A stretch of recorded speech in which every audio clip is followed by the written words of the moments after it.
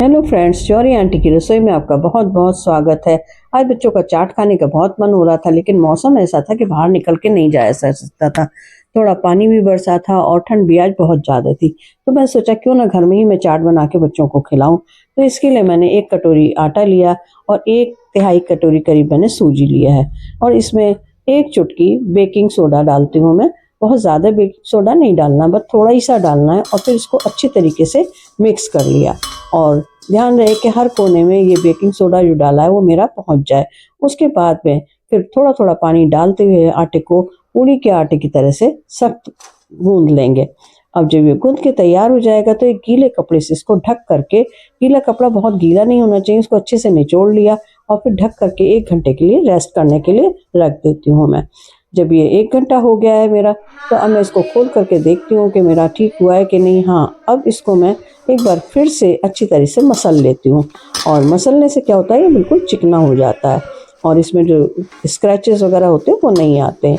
बस इसके बाद में इसकी मैं लंबा सा बेल करके, इसकी लंबी बना करके और फिर इसकी छोटी छोटी सी लोइयाँ काट लेती हूँ, क्योंकि मैं इस समय जो बना रही हूँ पापड़ी चाट बनाने जा रही हूँ। तो पापड़ी चाट के लिए बिल्कुल छोटी छोटी सी मैं लोइयाँ बना रही हूँ। सिर्फ पापड़ी चाट बना रही हूँ, इसलिए मुझे इसकी कोई चिंता नहीं है कि ये फूलेगा कि नहीं फूलेगा, क्योंकि मौसम ऐसा हो रहा है। तो इस मौसम में कई बार ऐसा होता है कि पसीज जाता है और वो फूलता नहीं है। तो पापड़ी चाट में तो कोई टेंशन वाली चीज़ ही नहीं है। मैं इसको ऐसी छोटी छोटी सी गोलियां मैंने पहले बना ली और फिर उसके बाद में कुछ लोई मैंने बड़ी बनाई हैं, तो उनको मैं बड़ी बेल करके और उसको कुकी कटर से काट लूँगी। तो ये ऐसे छोटी लोइयां बना करके मैंने रख ली और फिर इनको छोटा छोटा बेल लिया। आप मेरे वीडियो को कहाँ से देख रहे हैं कमेंट करके ज़रूर बताइएगा। और अगर पहली बार आए हैं मेरे चैनल पर तो इसको सब्सक्राइब ज़रूर कर दें और साथ के साथ बेल आइकन को भी प्रेस कर दें। उससे आपको मेरे वीडियोस के नोटिफिकेशन सबसे पहले मिलेंगे। तो बस देखते रहिए और एंजॉय करिए नई नई डिशेस डेली। बस इस तरह से बेल बेल कर हम उस वही वाला गीला कपड़ा जिसको कि मैंने आटा ढकने के लिए यूज़ किया था उसको मैंने फैला कर रख लिया था, उसी पे मैं ये टिकिया बना बना करके रखती जा रही हूँ। अब ये कुकी कटर से काट करके मैं इसे बना लेती हूँ और फिर इनको भी इसी तरीके से मैंने सारी की सारी छोटी छोटी पूड़ियाँ पहले बेल ली और बेलने के बाद 15 से 20 मिनट के लिए इनको इसी कपड़े से ढक करके रख दिया। आधा ढक दिया था इस कपड़े से। अगर और कोई आपके पास में कपड़ा हो तो उसको लेकर के गीला करके ढक देंगे। फिर कढ़ाई चढ़ा करके तेल डाला उसमें, और तेल को बहुत ज़्यादा गर्म नहीं करना है, नहीं तो क्या होगा पापड़ियाँ जो है ना वो आपकी जल जाएंगी या फिर क्या होगा कि वो बहुत ही सॉफ्ट रहेंगी, पूरी की तरह बनेंगी। कई बार लोग शिकायत करते हैं कि हमारी पापड़ी तो पूरी की तरह से मुलायम बनी। तो वो अगर आप बहुत तेज़ गरम रखेंगे तेल को तभी ऐसा होगा। और लगातार उसको कड़छी से चलाते रहें, उससे क्या होगा कि तेल ज़्यादा गर्म नहीं हो पाएगा। कई बार क्या होता है हम जैसे चलाना छोड़ देते हैं ना, तेल बहुत गर्म हो जाता है, क्योंकि गैस तो हमारी तेज़ ही है और उस पर तेल हम बिल्कुल छोड़ देंगे उसे तो वो गर्म रहता है। बस इसी तरह से सारी हमने पापड़ियाँ बना ली। देखिए आप कितनी बढ़िया एकदम से क्रिस्पी बन करके तैयार हुई हैं। अब इनको एक प्लेट में लगा देते हैं। बच्चों को लग रहा था कि मम्मी जल्दी से खाने के लिए दो, तो मैंने इसके लिए साथ में डालने के लिए आलू को काट करके रख लिया, बॉईल कर लिया था आलू, उसको काट करके रख लिया। और धनिया की चटनी बनाई है, दही फेंट करके ले लिया है और मीठी सौंठ है मेरे पास में।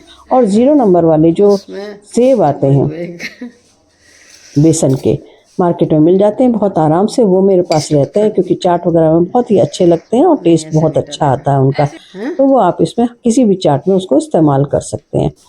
जैसे आप पाव भाजी बनाते हैं या फिर आप वो बनाते हैं पोहे बनाते हैं, तो उसमें भी ये वाले सेब डाल करके बहुत अच्छा लगता है।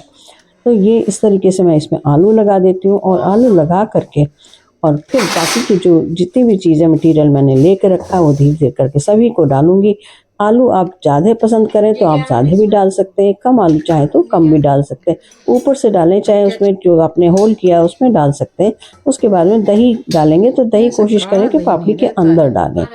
बस इस तरह से करके ज़्यादा दही आपको अच्छा लगता है तो ज़्यादा दही डालें, कम दही अच्छा लगता है तो कम डालें। पर चाट वगैरह जो है ना इसमें दही ज़्यादा हो, हमारे यहाँ तो दही ज़्यादा ही पसंद किया जाता है।